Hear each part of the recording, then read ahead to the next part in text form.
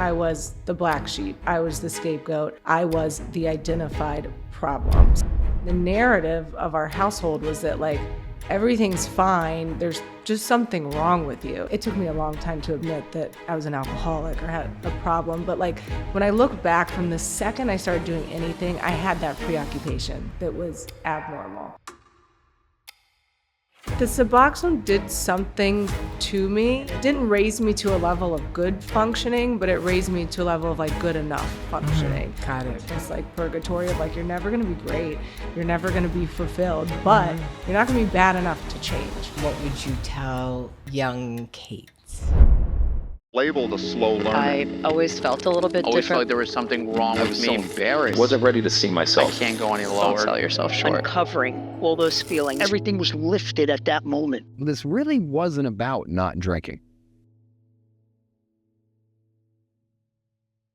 Welcome to Crosstalk Podcast. Each episode, we do a deep dive into the experiences and stories of people who have walked the walk of recovery, or the therapists and professionals who are working in the recovery community. Our mission is simple, is to help to navigate the challenges of a life free from substances and celebrate the victories of your personal journey to a better life. So buckle up and let's hit the road as we embark on this transformative journey together. So this is Crosstalk Podcasts. Welcome to Crosstalk. Today I have asked Caitlin, and my name is 𝗖𝗶𝘁𝗶. If you don't know already, I'm coming to you from South Florida, and I've asked a friend Caitlin here today. Welcome. Thank you. Tell us about Caitlin. All right, so I guess I'll start at the beginning. Yeah. So I'm from Birmingham, Alabama. You hear it like a lot in meetings, but I was definitely one of those typical kids. My dad used to say, Kate was born sensitive. So I came out of the womb, I think, having that like restlessness, that discontent that we talk about in recovery. To me, it was always kind of pegged as sensitive.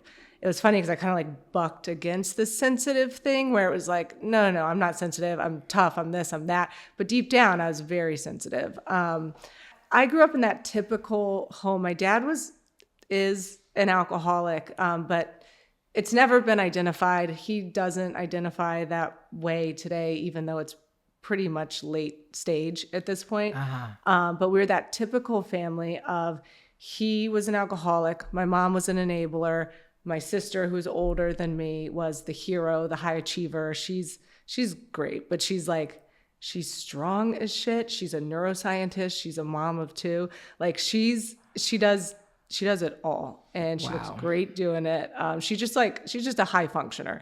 And then there was me. I was the black sheep. I was the scapegoat. I was the identified problem. So, and that again, from a young age looked like I'm too sensitive, I'm too anxious. But so I'd say starting super young, like third grade, I had facial tics, I had nausea, I had all these physical manifestations of anxiety. And the narrative of our household was that like, everything's fine, there's just something wrong with you. And I believed that until well into like my recovery and like learning about family systems. And, that's what I was told. And I really internalized that like I just had a problem. I was too sensitive. Everybody else could deal better than me. And then it turns out that wasn't reality. I'm just anytime you're in like a system, there's always the one person who's going to like show up as the patient and have all the emotion and have all the problems.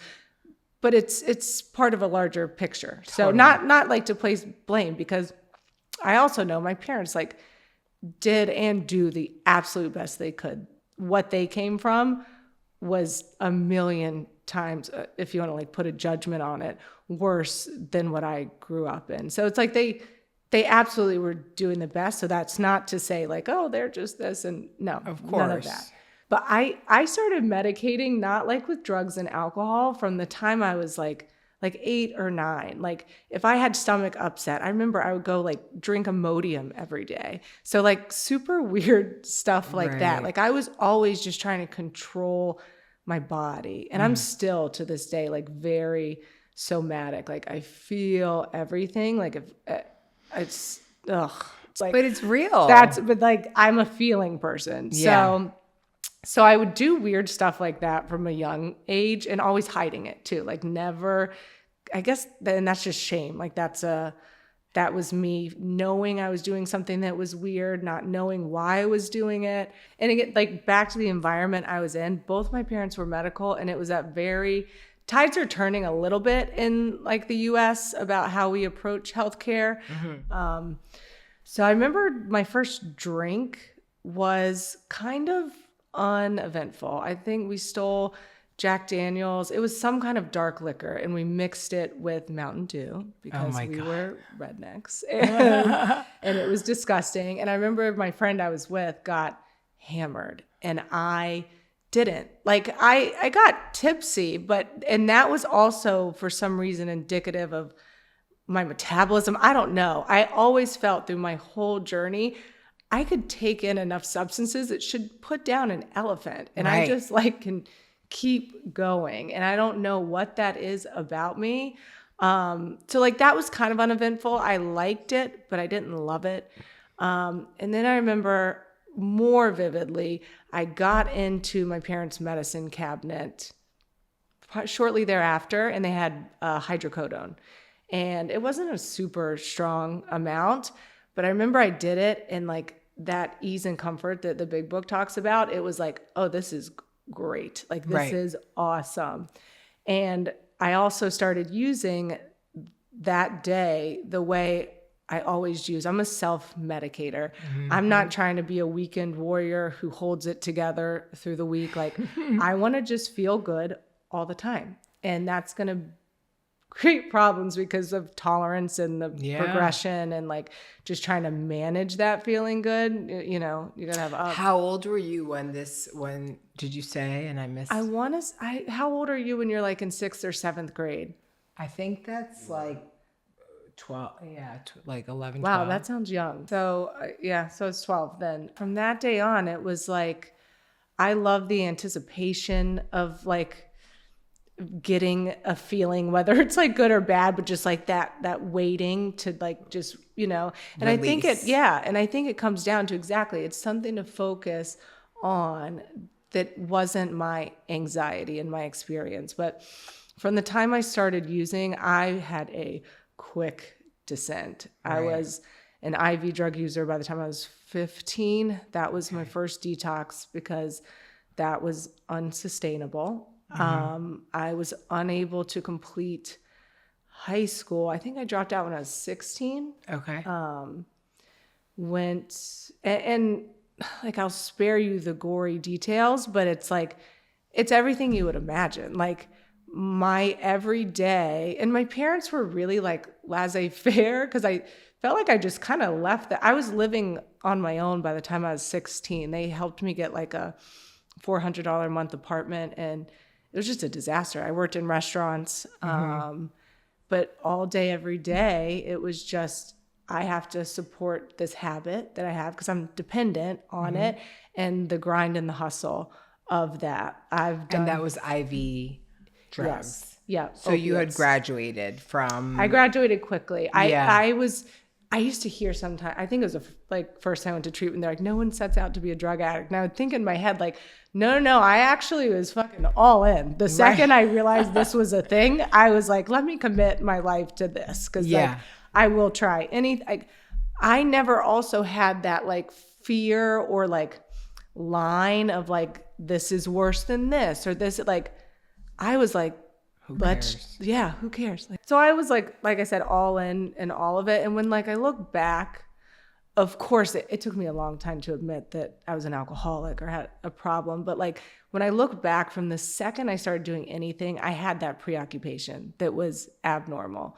And I didn't realize it. I didn't realize that, like, if you were looking at me, obviously someone else would have been like, oh yeah, she's clearly has a problem. She's unable to do anything. I can't have a job. I can't go to school. I can't, like, nothing. But to me, like, it felt like what I wanted to be doing. So that was hard for me. So the first time So I went to detox. I was able to complete-ish. Not actually, I didn't really complete. I think. This was at 15. Yes. Okay. So. But yet your parents still let you kind of move out at 16. Yeah. That was also like under the, not direction of a psychiatrist, but like, we're just trying anything here. And I am holding the family hostage. I am a terrorist. I am volatile. I'm stealing all their money. I'm stealing all their shit. Like, and it was just like, you guys are awful. Like, I got to get away from you. I got this psychiatrist on board with me that they're awful because they can present as like kind of awful. And so, so that happened, which was just, it was a disaster. So by the time I'm 17, I'm in Hazelden. And that was also a dud. I wasn't ready. Like I mean, I don't, it's hard. The one in Minnesota, I guess? Yep. Okay. Yep. Their adolescent center there. Completed that, and relapsed in the parking lot. They let a girl who I was in treatment with pick me up, and she did with drugs. And I was like, awesome. Like, that's great. Went back to Alabama, floundered more, got like a high school equivalent. It wasn't equivalent. It was actually a high school diploma, basically paid for it. Enrolled in like a junior college, still just floundering. And at that point, a new medication had come to market called Suboxone.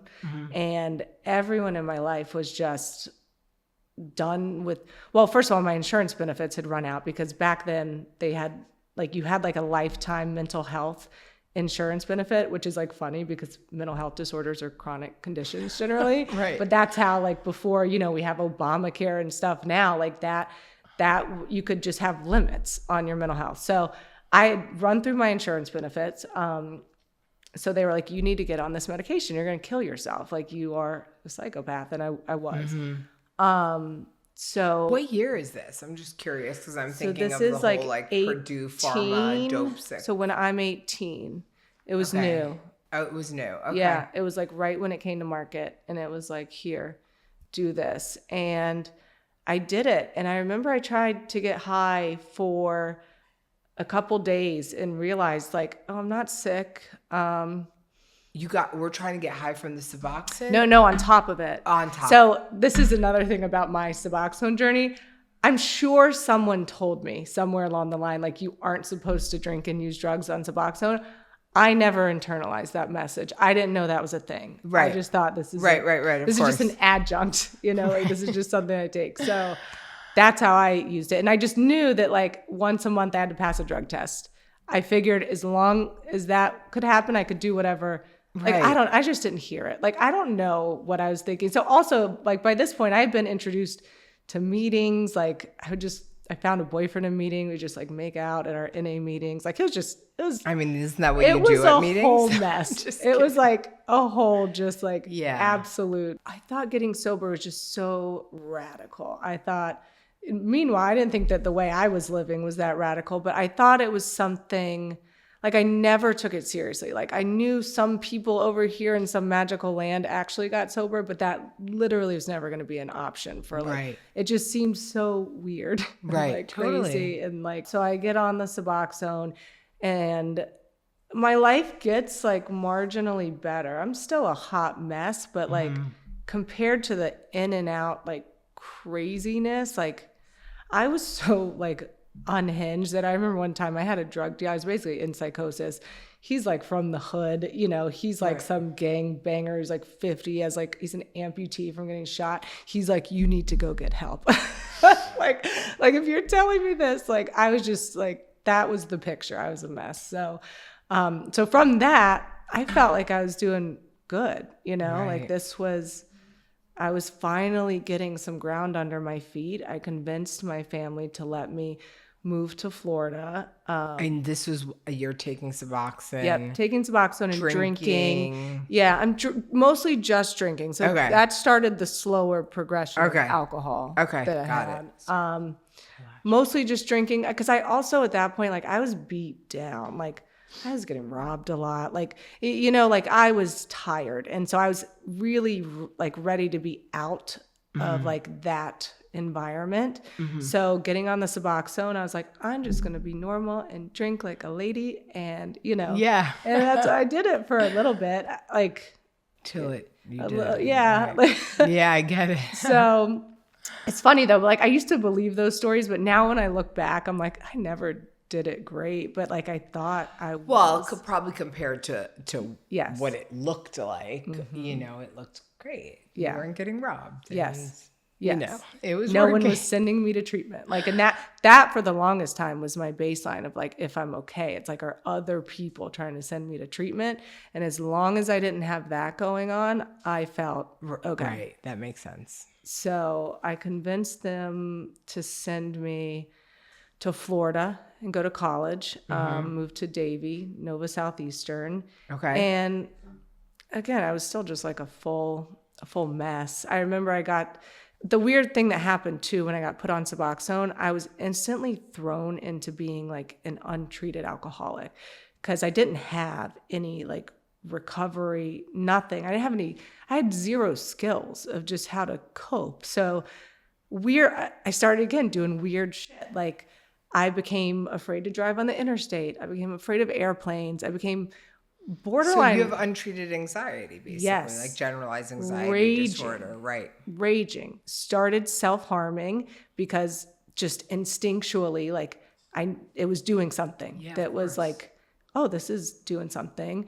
Making you feel something. And like also what I internalized, because I had such a distaste for the idea of like sobriety or treatment or anything like that, was like, I knew if I was doing weird shit, like I can't tell anybody, because the second I tell somebody, they're sending my ass to treatment and I don't want to go there. So it was just like this whole like alone, depressed, anxious, but I did it. And I was like, now I look back, I'm like, I was just so young. Like I just didn't know any better that like that wasn't life, But so I go to South Florida, I meet people, I'm going out to bars, I'm going out, like I live in Davie, so I'm like going to the Hard Rock every night. And there is a time that's like actually exciting. It felt like, okay, I can get super drunk and no one's getting mad at me. I can like do these club drugs, no one's getting mad at me. I still, at home by myself was not well, right. But I was going to school, I was completing school, like it was fine. And I did that for about 7 years. And during that like 7 years, I had spurts of like, I had like a meth problem for a little bit, but reeled it back in. Like I just have like little here's and there's of issues, but it was nothing like I was able to get it back on track. Right. So it's like, I don't have a problem. Yes. So I used to even say things like I beat addiction. I used to be this drug addict when I was a kid and now I'm not. Meanwhile, I'm probably shit-faced drunk saying this. Like, just... I shouldn't be laughing, but we have to laugh. Yeah, of course. Like it's funny. I'm sure people rolled their eyes when I would talk about just like, oh, I conquered that, like that, Yeah. Meanwhile, I'm taking a medication that like would put, a sober person like on their ass for 3 days just so I can get out of bed, like, so I know a lot of people who like use Suboxone to wean off of opiates, but like at that time, did they really believe that like long-term Suboxone use was the only answer, or was that just like it was working for you, so that was your answer? I feel like I think there was not, because I used to kind of ask my doctor like, when am I going to get off this, and be like, oh yeah, when you're ready, like we'll just do it slow. And I just kept kind of kicking the can down the road, and it just years just started to add up that like that's I feel like I'd be like, never, it's making me feel good. Well, and then but a weird thing happened again, so much shame that like I wasn't like it was definitely eating my soul somewhere, because I didn't want to be dependent on it. Right. But I could not get off it. There was a couple times, I remember one time I did lock myself in my apartment, and like It was when Marley and Me was that like super popular book. Do you Oh, remember yeah, that? of course. And I just went into like full blown withdrawal. I was reading that book, crying, just like locked myself in my apartment, said I had the flu, tried to get off of it.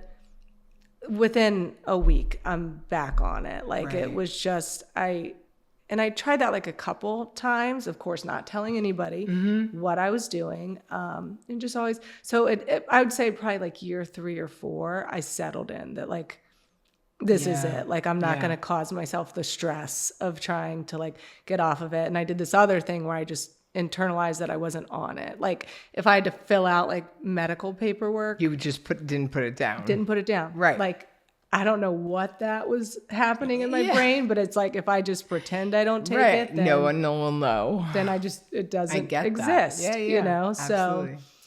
So I did that, lived in South Florida, created like kind of a life, but just floundered, graduated college. And instead of doing anything with it, I was like, I'm going to go work at the mall. Like, you know, like, cause that's just what we do. Like, we just don't, you know, meet our potential. We don't. Oh, I know. It kills me sometimes thinking about just like all the missed opportunities and everything. But obviously try not to live in regret, right? Like just moving forward. But it sucks. Like I could have done so much more, you know? Well, what's funny is like, I guess that ego, that like thing that pushes back would be like, I just want to take a year off because I just got through college and I deserve, you know, just excuses, just like of why I'm not living. The backpacking Meanwhile, through Europe. And I met my boyfriend.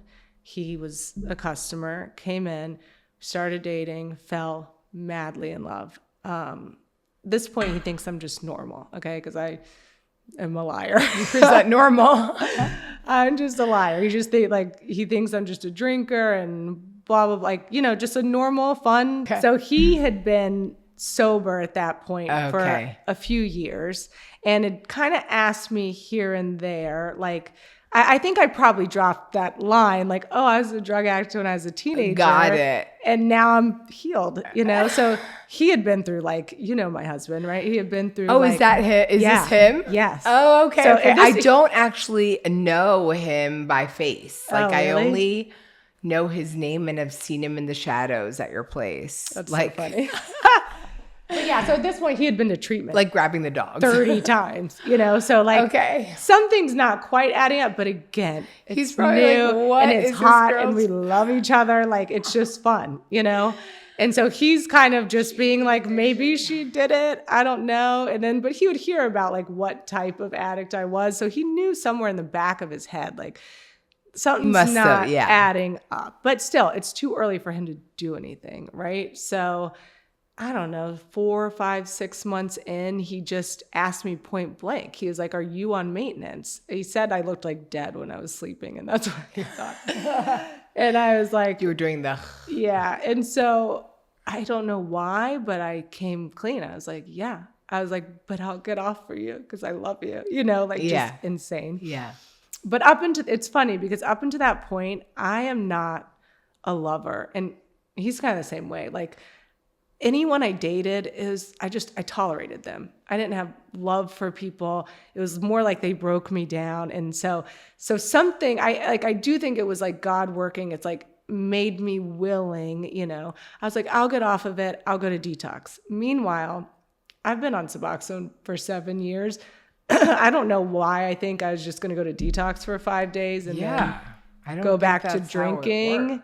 And he was very, I don't know if it was strategic or just not pushy, where I was like, yeah, I'm not quitting like the other stuff I do, like the drinking and the Adderall, whatever, the Ambien, like I'm not quitting that. Like but I'll get off the Suboxone because that's bad, right? Opiates are bad. So. Right. And I somehow convinced, even though I had knowledge from like treatment and meetings, I had really done a good job of getting that knowledge out of my brain. That's pretty incredible. But my question is, you were not abusing the other stuff, or were you? Yes, totally.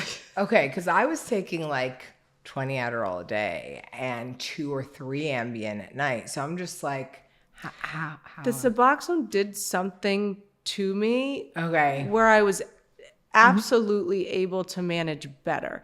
Again, if you're a clinician diagnosing me and you're looking at my Adderall use, am I still meeting abuse criteria for it? Probably. Yes. Okay, but not 100%. like what my... I'm getting a prescription and it's done the first week, and then the next 3 weeks I don't have it. You like that type of got thing. it. But it's better than yes, what mine looked like, let's Yes. say. Okay, got it. yeah. So for some reason, like I don't know if it was the Suboxone. It was Well, definitely maybe it was it does part of the close a Suboxone. receptor somewhere. Yeah. I'm sure there is Absolutely. some sort of, I mean, Yes. yeah. Yeah. No, it absolutely quiets those circuits. Like for GLP-1 sure. medications, they're finding quiet those circuits. Yeah. too. Yeah. It's So very it incredible. again, it didn't raise me to a level of good functioning, but it raised me to a level of like good enough functioning, Got it. which is why it was able to sustain for 7 years. So it's like you could like philosophically go back and forth, like what's worse, basically kind of kept in this like purgatory of like, you're never going to be great. You're never going to be fulfilled, but you're not going to be bad enough to change. Right. Like, so that's where I was. And I so, get that. so I think I was stirring up some shit I show up to detox and they're like, okay. And again, this was 11 and a half years ago. So they don't have as much knowledge even as they do now of how to do this. But they're like, we're going to put you on basically quadruple what I had been taking, cut you down to half of that cuts you down to your regular dose, cut you down to half of that, and then 1 day of observation and you're done. And I look at the nurses like, do you understand like how sick I'm going to be if you do that? Like that's not, so you knew you had a little bit of, I think my parents being medical and I'm everyone calls me like Dr. Goldman. Like I'm a at-home doctor. Yeah. So I'm knowledgeable about all things like withdrawal, detox. And I always like to say too, like I was using so long ago that like I went through withdrawal without like I knew all of the ways to do all this because I was in that cycle when I was younger. So I get there and I freak out. And I remember the nurse being like, no, but you're going to take it at the same time every day. I said, do you think I fucking missed a dose? Like, do you think I'm like not taking it at the same time every day? Like, yeah. So, and they were just like, they just thought you could do that me. in 5 days. 5 days. days. 7 years. And basically, no. And they were upping my dose to drop me down. So the last 2 days were going to be half of what I normally took, which is still a tremendously high dose. And then the next day was an observation and then I'm out the door. I was like, you realize you're going to be sending me out the door like really fucking sick, you know? Oh my God. My boyfriend is arranging an intervention with me and my family. Oh no. So they show up. I think I'm heading home. I see my dad and it's not my first rodeo. I'm just like, fucking hell. Like, no, absolutely not. Absolutely not. Like, I'm done with this relationship with you. I'm done. Like, I'm done, you know? See ya. But I had no leverage because I was a mess. I still financially didn't support myself. I still I had. What do you mean your mall job didn't support you? Exactly. My mall job didn't pay all the bills that I probably didn't even work full time. Like, Right. Of course. So, of course. And I'm joking. I shouldn't. No, you should. But because in my mind, I'm this smart, independent woman. Right. No, I'm not. Right. Well, that's I'm why I getting said an allowance. And I'm in my mid 20s. So I have to agree. So I remember I screamed and I was like, give me a Suboxone for the road. And which is like so against anything they're allowed to do, but they like made it happen. And they were like, get the fuck out of here. You are so like wild. Okay. So I go, I'm being sent to New Hampshire to the Plymouth House, if anyone's familiar. I know the Plymouth. Which at the time was a bed and breakfast is what they were zoned for. And I know all this. Like I know that I'm so you knew all that at the time? I knew it wasn't a medical facility. So I knew I'm being sent to the woods and am about to go into full-blown withdrawal of 7 years of Suboxone. Because I wasn't in withdrawal yet. They'd been giving me medication. And if that was like a 12-step house at the time, yes. right? Yep. It was just it was like a 12-step boot camp. Yeah.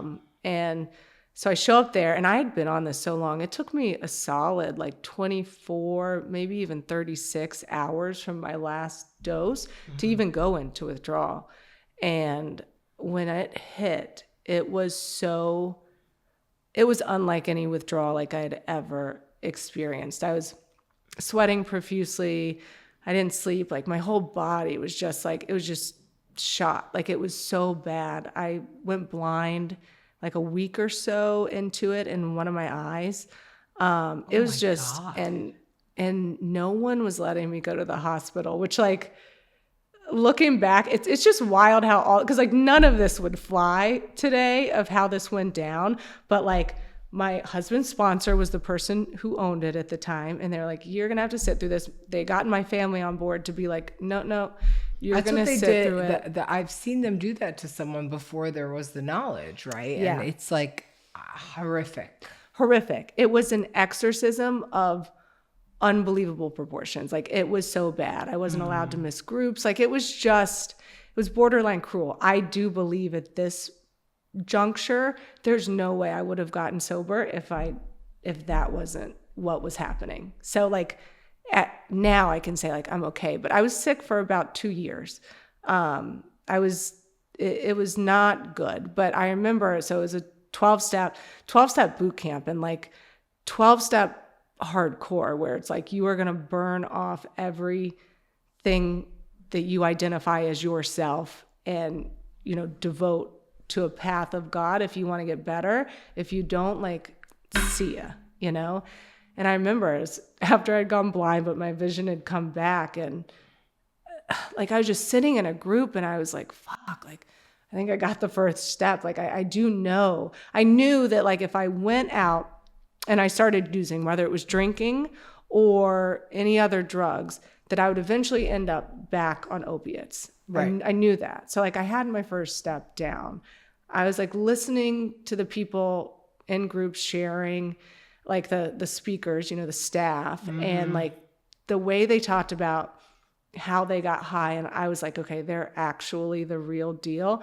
And they actually are recovered now. You can see it. You can, especially when you're early in sobriety, you can see people's eyes. It's totally. like, do they have it or do they not have it? They had it. They were clear. Yep. They had it. And so I was like, okay, I don't know if I want this for myself, but I do believe that they did it. Like that they somehow got past this. And then third step, again, I wasn't sure I wanted to be sober, but I was like, I'm going to give it a shot. So I took a third step, but I wasn't going to tell anybody that I was going to give it a shot because I don't like to commit like that. Like I just like to, because it's also like assess the situation. Yeah, but it's also like horrifying when it's like, what if I give it a shot and it still doesn't work? Like what if What's that happens? wrong with me? So, but I think also this like sounds like really like they're shaming you into these steps, which. No, they weren't. They weren't shaming me into the steps, like because they were just presenting the big book. They were just literally reading the book. Okay. All of it was. They knew I was all in this horrific withdrawal because you could see it. I was like gray. I was sweating. Like I was shaking. Like everyone knew I was in this. Knew the spot I was in, and I wasn't sleeping. So, but it was just that like internal shit where it was like, how am I? How did I think I was better? How did I think I was recovered and this is where I'm at? It was like that existential crisis of like, how the fuck did I get here again? Like because I kind of believed like if everyone would leave me alone, if everybody would just like stop trying to send me to treatment, I will fucking handle this. Like just leave me alone. Yeah. And they left me alone. They left me alone for 7-8 years and I still wound up there. So I was pissed. So you had to think like, okay. I just had to think, and I was so sick. I was like, I don't ever want to feel this again. And I'm like the youngest I'm ever going to be doing this. So like, maybe I give it a shot. Like I'm not committing because again, being sober is like you're halfway there. Weird. Yeah. Like, like I'm not sure, like, I'm not like, oh, I can't wait to live a life without drugs and alcohol. Like, no, that was my whole personality. Like I wasn't, but I did know, like they hammered this home to me that like, if you're going to do the steps, they have to be honest, open-minded, and willing. So even though I wasn't committed to long-term sobriety, I was committed to doing the steps in a wholehearted way while not using while I'm doing the steps. Right. Okay. And it's like, if I get better at the end of the steps, great. If I don't, great. I was again a full mess, but there was some hope instilled in me where it was like, oh, there is actually a different way to do this thing called life. Because then, we got into the fourth step and it was just so abundantly clear, like from birth, my relationships have been shit. I didn't know how to manage my emotions. Like I was a taker. Like I didn't do anything that wasn't wildly selfish. And again, who knows if I would have had different insight if I got sober in my 30s, if I had been able to learn. But where I was at, my fourth step was eye-opening, where it was like, how do I even have friends? Like how? I'm awful. Like I suck. I would not want to be my friend. So it's like I wrote my fourth step, read my fifth step, came back to Florida. They do it like, so when I left, I was on my amends. I went to Florida. I'm still sick. Like I was sick for 2 years. I wasn't sleeping. I gained a bunch of weight, 30 pounds in 30 days. Like my underwear wouldn't fit. So I was uncomfortable in my body. I was embarrassed. So like you asked at the beginning, like, what was it like? Like early sobriety for me was so awful. Like it felt, I always describe it as like being boiled alive. That's what it felt like to me because I had to go back. I was no longer fun. I wasn't going out. I was in this body that I didn't feel comfortable in. I still felt like shit. I still had my shitty job. Like everything was bad. And I also had this like deep knowledge of like, if I go back out, I just start the clock over. Best case scenario, I'm starting the clock over. And I was like, I just have to keep fucking going. Sit in this. Yeah, and keep going and keep going. So I went to, I think it was the Monday meeting, the noon women's meeting. And this girl shared, and I remember they told me before I left the Plymouth house, like, get someone who's your sponsor who talks about actually working steps. Like, it can't just be someone who's like, well, they're talking about like the action of steps. So she talked about making amends and what it felt like. And I was like, she'll do. And, so God, she was younger than me and she definitely. Which doesn't matter really. And I love her so much. She's not as bad of a drug addict as me. Is she still your sponsor? Yeah, I love that. Is. And she's a therapist. And like, she went through like therapy school as she was my sponsor.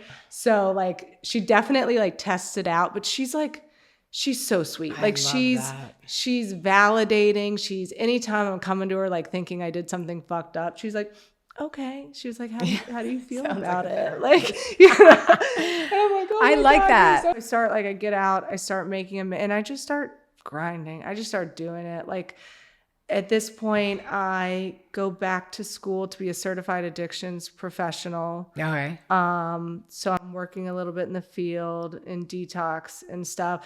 Still not entirely sure I want to be sober, but I am. And also, it was drilled into my head that like your life now is of service to other alcoholics. And if you want to maintain sobriety and have recovery, that's what you're going to do. So in the beginning, I got very lucky. I had a ton of sponsees, just tons, and took a ton of people through the step. I was active. And it was funny because my husband, because I'd verbalized to him, like, I am not sure I want to be sober. He's like, well, you do a lot of things for like someone who doesn't. And really, I feel like the steps taught me just a different way to live. And again, like trust, have faith that you do the right thing and then things are going to work out as they're supposed to. Like everything's happening for you, not to you. Like those types of things, like it really taught me. And so I just kind of did the deal. I ended up maybe 4 or 5 years sober. I got pregnant. And I haven't always been like gung-ho in AA through my entire sobriety. Do you work in the field now? Yeah. So now I work in the field. I don't work a lot because my kids are 8 and 4 and I teach fitness classes just for like a fun creative outlet. But right now I pull out like parents that are in they're in PHP level of care. Which is partial hospitalization. It just means that they do about 8 hours of like clinical services a week and then like sleep somewhere else. Like they're not in the building. Got it. And it's a level of care that people stay like 6 to 8 weeks in. So it's like an okay chunk of time that I get with people. And my like passions with that, like we talk about like generational trauma. Like I had people do family trees, we talk about family systems. We talk about guilt and shame. We talk like all those kinds of things. We talk about attachment styles and how that's playing out with their kids and how it played out in their family of origin. Like, I love it. I love Yeah. it. It's great. I'm sure when my kids are a little bit older, I'll probably do more of it. Like, Yeah. I have so I think that's awesome. yeah, I have a lot of like interest these days, and it's like figuring out how to like Navigate. yeah, and balance it all, which is funny because like my entire life it was I'm not passionate about anything, I'm not interested in anything, I hate everything. Like, let me just get high, and now it's The opposite. it's the opposite. Like Yeah. I have too much stuff I want to do, and it's just Right. like not enough time to do it. So But I do have one last question. So I ask everyone before finishing the podcast, so you know that now is the end of the podcast. But basically, I'll say, like, if you could tell your younger self something, and it doesn't have to be like your 5-year-old self, it could be your 15-year-old self, any age you want, what age would you choose, and what would you tell young Kate? oh my God, I feel like I need so much more time to think about the answer to that. You know, but maybe I'd hit that like early adolescent that was just such a mess, and maybe just tell her like there's a way out, like, Yeah. or that it's not all your fault, but it's like that's kind of like a platitude.